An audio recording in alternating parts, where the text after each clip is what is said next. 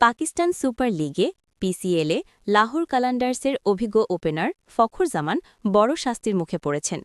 করাচি কিংসের বিপক্ষে ম্যাচে বলের স্বাভাবিক অবস্থা পরিবর্তনের অভিযোগে বল ট্যাম্পারিংয়ে তাকে ২ ম্যাচের জন্য নিষিদ্ধ করেছে পাকিস্তান ক্রিকেট বোর্ড। ঘটনাটি ২৯ মার্চ লাহোরের গাদ্দাফি স্টেডিয়ামের ম্যাচে ঘটে। করাচি কিংসের ইনিংসের শেষ ওভারের আগে আম্পায়াররা লক্ষ্য করেন যে ফখর জামান, শাহিন শাহ আফ্রিদি ও হারিস রৌফ বলটি নাড়াচাড়া করছেন।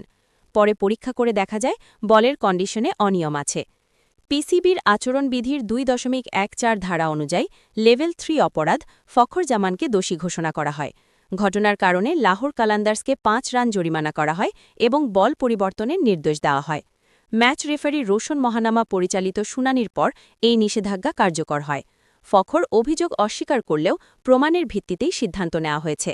লাহোর কালান্দার্সের পরবর্তী ২টি ম্যাচে অর্থাৎ মুলতান সুলতানস ও ইসলামাবাদ ইউনাইটেডের বিপক্ষে ফখর জামান খেলতে পারবেন না।